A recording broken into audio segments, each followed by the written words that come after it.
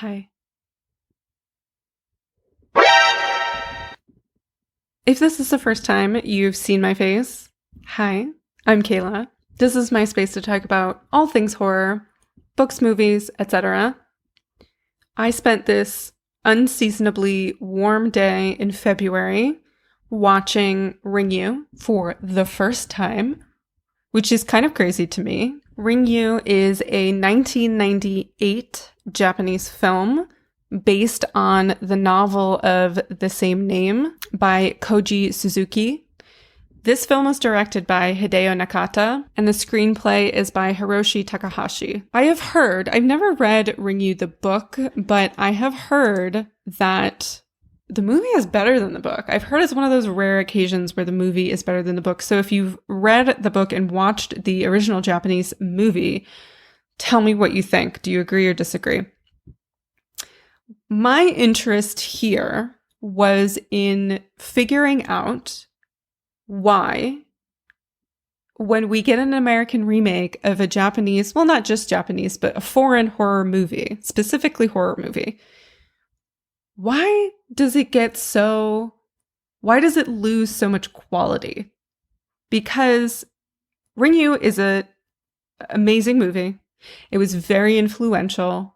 I would argue that the video in particular is still influencing creators to this day, right? You see like those same sort of videos with those creepy, weird clips of strange things happening, and out of context, it makes no sense and it feels unsettling all over the internet. So I am trying to investigate what the major differences are, starting with Ringu versus the 2001. We got a remake in the United States in 2002, 4 years after Ringu came out in Japan.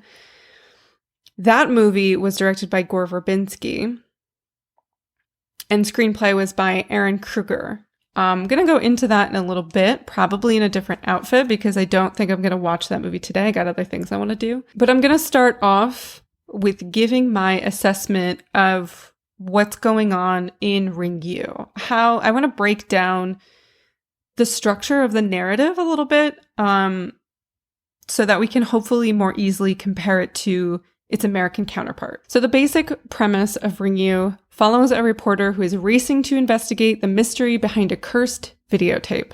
That's essentially it. That's like the long and short of it. Whoever watches the tape dies 7 days after doing so. And this had a whole franchise, Ring 2, Ring 0, Ring 87, Spiral, this, that, the other thing. This movie stars Nanako Matsushima as Reiko.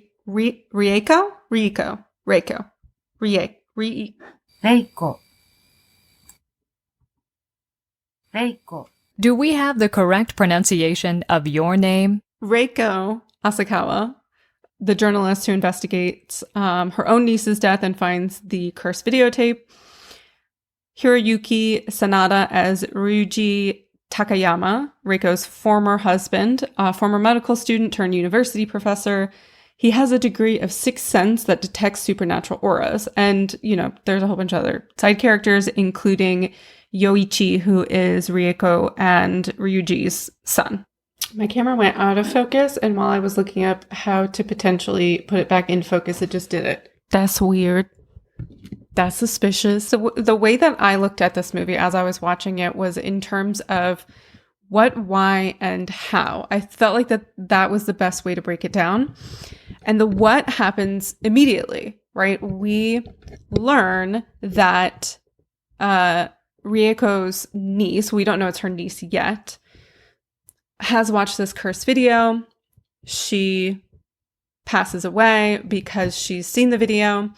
They're attending her funeral, and we know pretty much everything about the cursed video just from that, except for what's contained on the video. We don't know what that looks like or how she actually died. We just kind of assume that it's a supernatural reason. But we know they give us all of the information that we need. It's a tape. You watch it, 7 days, you get a phone call, 7 days later, you die. That's probably the first 10, 15 minutes of the movie. The rest of the movie, up to the final 10 minutes, stay with me here, nothing happens. Nothing happens. But nothing needs to happen. And I think that's part of what really works about this movie and potentially other Asian horror movies. And I think it's the reason why I tend to like them so much, because they're doing so much with so little, right? They're doing that classic writer thing of show, don't tell. It's leaving it up to you to build the tension yourself and kind of make guesses as to what's going to happen. But the why is the bulk of the movie. The why is like the whole meat that's in between the sandwich. Rieko has this investigation that Ryuji... What was his name? So Rieko has this investigation that Ryuji helps her with. They find out that... They figure out like what's going on in the video. They find out about Sadako and her backstory. And they find out the origins of the curse, where it started. So besides, like I said before, besides the video, nothing really happens. There's no deaths, no jump scares, but tension is building because, again, in the beginning, that setup, that exposition, we know after Rieko watches the video what is waiting for her on the other side as time is ticking. And so we've got this pressure of this countdown because every day we get the date, right? Like the reminder of what day it is. I think in the American remake, I'm going to watch it tomorrow, they give you the day number. So like Wednesday, day 2. So you know how many days are left. And so your main character's days are numbered. One of the pinch points, I would say, in the movie is that, so Rieko and her son Yoichi are at Rieko's father's house, Yoichi's grandfather. And she kind of leaves him there so that she can do her investigation, even though for the most part of this movie, she's just like, he's like 5 or 6 and she's just leaving him home alone.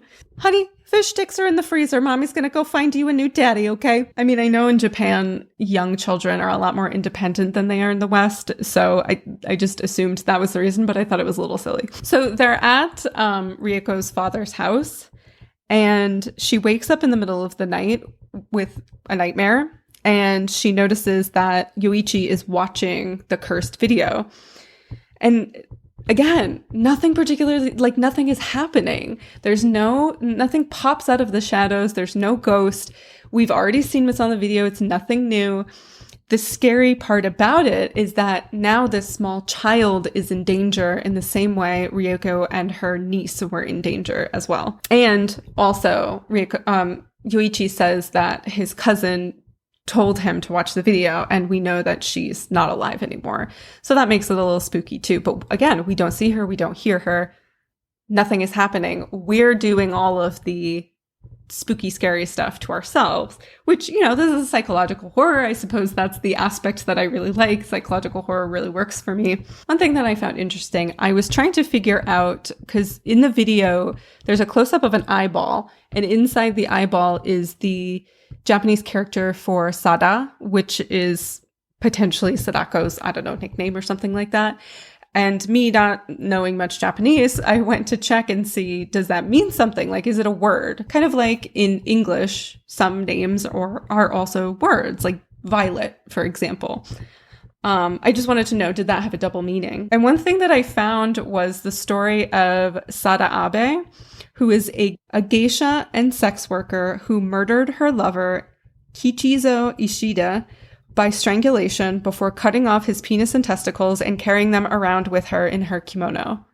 And this happened in May of 1936. So I thought, and this is like a very famous case. So I thought it was an interesting thing that they shared that name.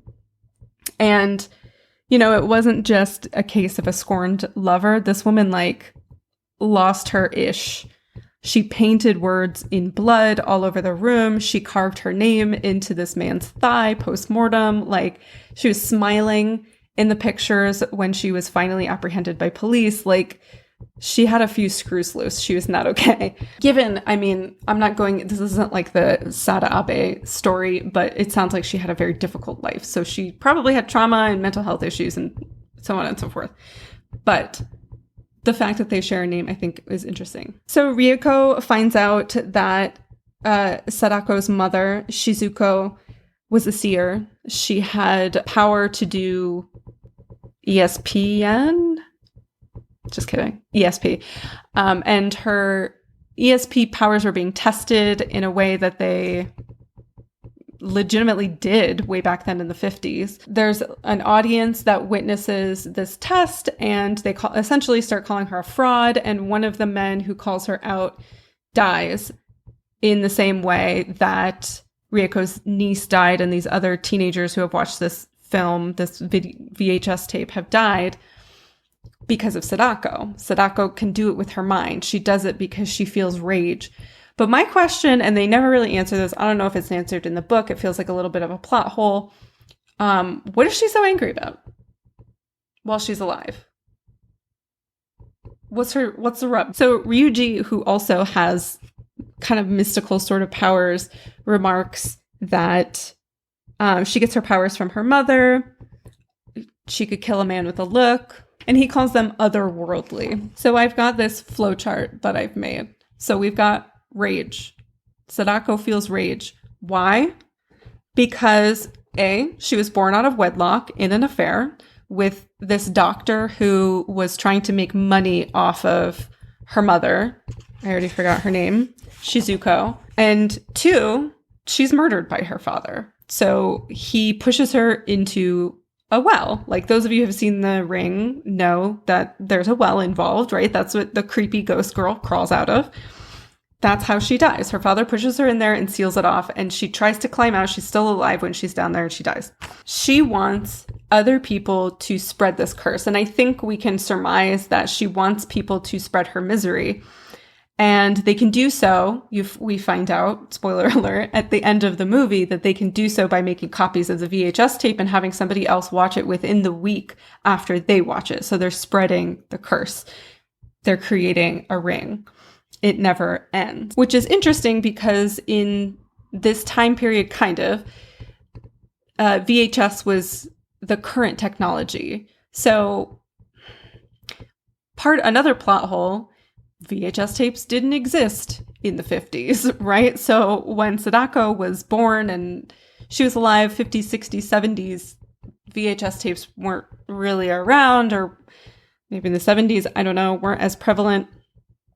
So why this method of spreading things around? Like, I understand that. I think it's interesting to use technology to spread a curse. I'm picturing, like, is when Rieko, if this were to happen right now in the year of our Lord 2024, would she sit Yoichi down in front of a computer and have him, like, upload this video to 4chan? Like, what would it look like nowadays? Or would it still be a VHS tape? Does anyone watch those? I think you have to go to Goodwill and, like, buy a VHS player to play a VHS tape, or you could just go to my parents' house, I guess. But the idea in and of itself of spreading a curse with the intent to spread misery, I wonder, is this concept something that exists in Japanese culture, in Japanese folklore, that those of us in the West wouldn't really understand? Because I think part of the reason why you can justify remaking a foreign horror movie and changing a lot of aspects about it is if culturally it wouldn't make sense to Westerners in a meaningful way, in a far-reaching way, right? I just said in my last video, for example, that when you're writing for other people, you want to write at about a grade 7 level. You don't have to do that, but if you want your writing to be accessible by most people, you want most people to be able to read it. So you're going to write at that grade level. So I wonder if it's kind of dumbed down of sorts to American audiences in order for it to be a little bit more accessible. Or at least that was my theory for a while, until we had the renaissance of sorts of horror movies that we have that are made in the United States now. Movies like Get Out, The Witch, Hereditary, Midsummer, name another Ari Aster movie, which I really don't think spoon feed the concept of these plots to us. It's really up to us to figure out the meaning behind it. But there is meaning behind it, right? So for a really long time, we had horror movies without meaning, which is fine in a way, right? Sometimes you just want to be entertained. You don't want to think. But I wonder if we were taking out that aspect of these brilliantly made horror films overseas because there was too much meaning. You had to do too much thinking. I don't know. So just to wrap this up, the how, the last part of it, is answered in the last 10 minutes of the movie. So the how would be, how do these people die? How is this curse spread?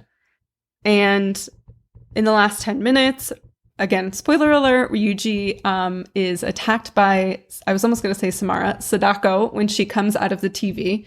That only happens in the last 10 minutes of the movie. And he dies of fright, I think, by seeing her. And she looks way better than Samara does in the ring. Well, from what I can recall anyways, it's got this detail of like the missing fingernails as she was trying to claw her way out of the well, and her skin is all pruned and she's disheveled looking, and she's wearing this, she's dressed as a traditional Japanese ghost, which is to say that she's dressed in white. She's got this long black hair that's covering her face. And that's when we find out that Rieko was able to escape the curse by making a copy of the VHS tape. So we end the film with her on her way to Yoichi, her son, so that she can help him make a copy to save him from certain death. I also wanted to mention, if you didn't know this already, just a fun little tidbit, just a fun thing. Ring is like a triple meaning. So ring, as I said before, the curse goes on and on and on and on. We just spread it on and on. Ring, something that you might see if you were looking up from, say, the bottom of a well. Ring, also, when someone calls you on the phone. That's so brilliant.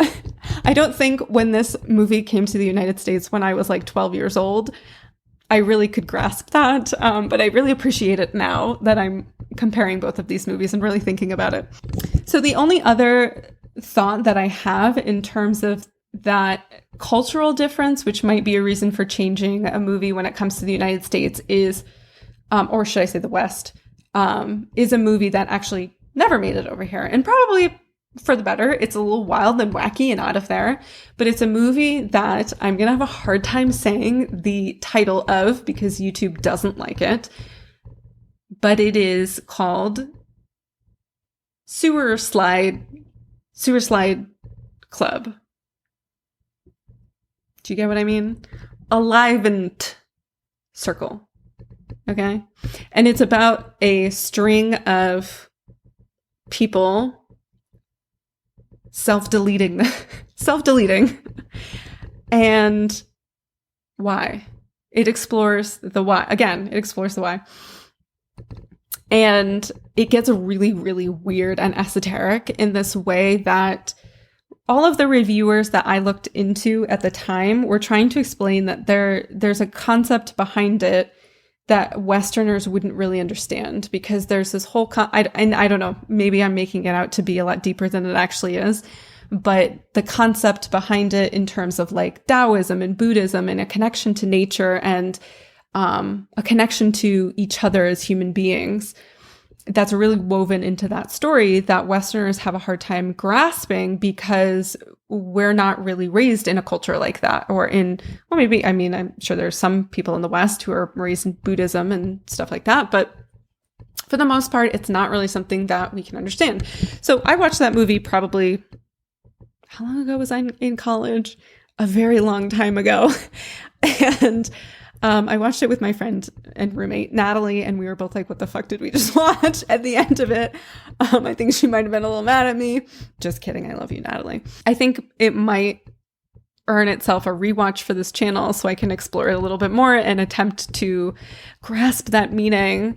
But I am going to watch The Ring, the 2002 movie, and give you my review in comparison. I don't remember it being a bad movie necessarily, but it definitely doesn't measure up to the original Japanese film. So I will see you in a little bit. Ta-da! Well, hello again. Here I am. I watched The Ring. It's been about a week since I recorded my last video. It's been a couple of days since I've watched The Ring, so it's been like fermenting on my brain a little bit. So from here on out, I'm going to be referring to the American remake as The Ring and the Japanese film as Ringu, because that's just the easiest way to do it. So The Ring was directed by Gore Verbinski, and it came out in 2002. It starred Naomi Watts, Martin Henderson, and Brian Cox. So the plot follows almost exactly the same plot as Ringu. Scene for scene, up until a certain point, it's just about exactly the same. So in the beginning, 2 high school girls are home alone telling ghost stories, and one of them dies from watching the cursed VHS tape in said ghost story. The dead girl, Katie, played by my founding mother, one of my founding mothers, Amber Tamblyn, because she was in Sisterhood of the Traveling Pants. If you know, you know. Also happens to be the niece of our protagonist, Rachel, who's played by Naomi Watts. Rachel sets out to determine the cause of death, fueled in part by her limited time to live after she also watches the cursed tape, just to figure out what happened to her niece. Clues in the footage send her around the state of Washington. This takes place in the Pacific Northwest, which was, in my opinion, a perfect setting, right? Like, it's on the Pacific Ocean, same as Japan. It's got a bunch of little islands out there. So they go to a remote island to discover the story of the Morgan family, who are horse people, and this is kind of where it starts to diverge a bit. So Mr. and Mrs. Morgan, after many failed attempts at conceiving a child, ended up adopting Samara, Anna, and I forget what the guy's name is. So after many failed attempts at conceiving, Richard and Anna Morgan they adopted, they say, right? Samara, who is our, main antagonist, I guess. Although we do find out later that Richard and Anna actually did conceive Samara. It's their own child, but Richard, who is still alive, Anna has deleted herself from this earth, which Richard also eventually does. Spoiler alert, sorry. But Richard is, for some reason, lying to people and saying that they adopted Samara. So Samara, is a cursed child who should not have been, essentially, right? Like, it was whoever's plan that Anna was not able to conceive a child, so she shouldn't have been able to have Samara. So there was something wrong, theoretically, from the start. Samara, as we know, has psychic powers in the movie as well as in the book. This is one of the things that they retained from the book that was not in Ringu, I don't believe. But Samara has the power to kind of psychically record things. In the book, which I have not read, I'm just going based off of the Wikipedia summary of it. But in the book, the 2 main characters who are investigating these deaths in this cursed VHS tape realize that there are points in the cursed VHS tape where it goes black, and they realize that that is the video blinking, which is really creepy to me. So Rachel and her ex-boyfriend Noah, who is also the father of her little boy Aiden, discover Samara's final resting place and believe they've broken the curse by laying her body to rest because Rachel doesn't die on what is her 7th day. And of course, the same thing happens in The Ring as Ringu. The ex, his last day is the next day, and he ends up dying when Samara Sadako come out of the TV and kills him. And that is when both of our main characters realize that the only way to escape the curse is to spread it as a virus. So I actually think this was a good movie. You know, I watched it for the first time in 20 years, almost 15, 20 years. I watched it for the first time when I was about 12 years old when it came out. And I remember being like terrified, but I thought maybe that was through the lens of a 12-year-old to whom like everything is scary. I wouldn't necessarily say the movie was scary to me, but I think it was really well done. So maybe I picked the wrong American remake versus foreign made original movie to compare on the first shot, because I think that these movies were equally pretty good. But like I said before, they diverge with the story of the Morgans and the horses. Also not a plot point in the book. I don't know if they're thinking like, okay, Americans, we yeehaw, we like horses. Maybe that's why they included that. I have no idea. Maybe to show that Samara was cursed because she scared the horses. She spooked. I literally have no idea. Tell me what you think. Do you have a theory on this? I don't know. In Ringu, we learned that Sadako is the illegitimate daughter of a psychic woman, Shizuko, and the ESP researcher, Dr. Ikuma. In the book, the doctor, who is not called Dr. Ikuma, it's something else, but the doctor, and this is a quote from the Wikipedia summary, the doctor admitted to being infatuated with Sadako and, as if guided by something beyond himself, raped her in an abandoned cabin deep in the woods, in the process infecting her with smallpox and learning she was intersex. That was the only thing that gave me the clue of like, oh, okay, maybe the reason why this curse spreads like a virus is because Sadako in the original book contracted a virus during this traumatic event that happened to her. Maybe, maybe not. I have some other theories I'll get to in a minute. The idea of Sadako being intersex was neither in Ringu nor The Ring. And as I understand it from people that have read the book, it doesn't really play a major role. I'm not sure why it was included. I'm glad it wasn't in the movies because the last thing I think we should be doing is villainizing trans, intersex, non-binary people in our horror movies. We don't do that. I hope we don't do that anymore. So the curse video in The Ring, interestingly enough, is 1 minute longer than the one in Ringu and contains several more clips that I don't think are really explained. Although I do remember being very freaked out when I first saw it by like the fingers, the severed fingers that are moving in the box. That was a particularly creepy image to me. But I am going to now post them. I'm going to show them back to back so you can see the differences. And I'm curious to what your thoughts are on the added imagery because not all of it is relevant to or explained in either of the movies. Hey, so editing Kayla here. I just uploaded this video onto YouTube and the portion containing the curse video from Ringu got blocked in Japan and I don't want to risk any kind of copyright strike. So I'm just going to be removing it. I mean, if you want to compare the two, they both exist on YouTube, so you can look them up. But sorry, I wanted to have the comparison. I can't have it for you. So there are a few more added scenes in The Ring that aren't in Ringu, including this depiction of the ladder, which I don't remember if it was really explained. I know that Rachel actually sees it in real life a couple of times, but I don't know how relevant it is to the whole plot. So the ladder, there's a scene, of course, because we have to include spooky mental health things happening.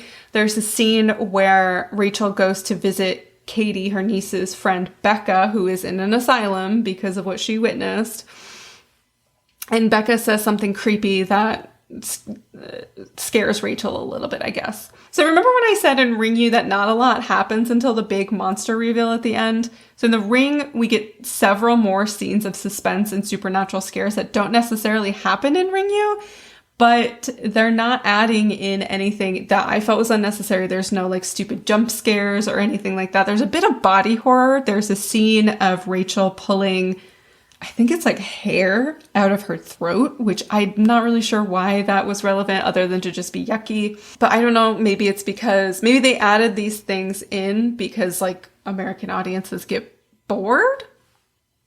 I don't know, who knows? So moving on to the B plot here, like the subtext here. Critics have inferred many deeper meanings from The Ring and Ringu, including the clash of, current values versus modern traditions, humans versus technology, and modern motherhood in a world where women have gained independence. Of course, Japan has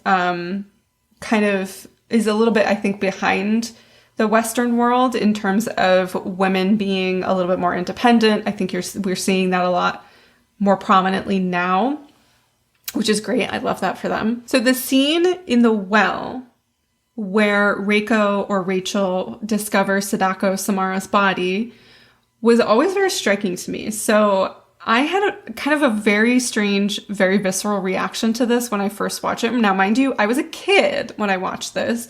So Naomi Watts finds Samara's body, finds Samara's body at the bottom of this well, and she pulls her up from the water and is cradling her like a baby. And I lost it. I was crying.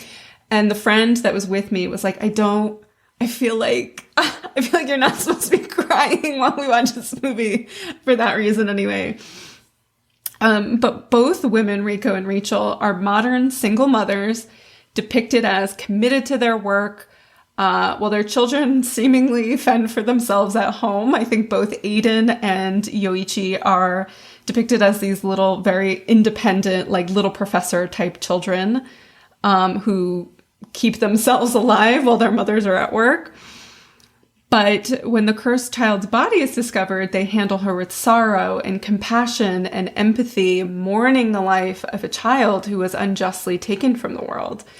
Meanwhile, at home, Yuichi and Aiden are on the verge of their time coming to an end, having watched the cursed tape that their mother so carelessly left within reach. And listen, I can see the commentary on modern motherhood here, although I don't really want to criticize or judge single parenting because parenting is hard, yo. Doesn't matter your gender. The overall message, at least in the American film, comes to us very heavy-handed when Mr. Morgan tells Rachel, reporters take one family's tragedy and spread it like sickness. Ah, there it is. Criticism of the 24-hour news cycle and the predatory nature of if it bleeds, it leads. Samara is cursing anyone who witnesses the tragedy of her demise, as if to say, you're not meant to be a spectator, and if you are, you're no better than the one who did this to me. As someone who loves true crime, this hits really close to home.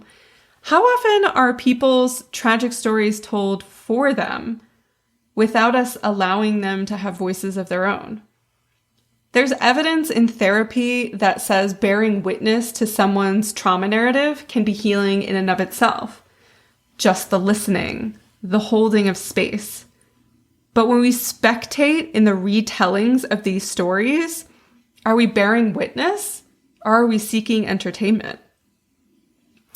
This line harkened me back to something that was said by Du Juigui. I've tried my best with that, I promise. The mother of Lin Jun, who is the victim of small-time adult film star and big-time loser Luca Magnotta. Magnotta recorded a video of the unaliving of Jun, posting it all over the internet, where it is still circulated and watched as some sort of grotesque rite of passage. Juigui said, "The most unbearable pain for me is that the video got posted on the internet. People watched it over and over. It's like my son is being murdered again and again. Again and again. Over and over. Like a never-ending viral curse. Like a ring." Sad commentary aside, these films had a major impact on Western media, turning the tide of horror films away from slashers and more into psychological horror, pushing the idea that tension can be created within the audience's own mind. We don't have to show a thing and we can still be scary. We can see traces of this in some very modern representations, such as Mike Flanagan's The Haunting of Bly Manor and The Haunting of Hill House, which I thought really did a great job of that psychological horror aspect within the haunting genre.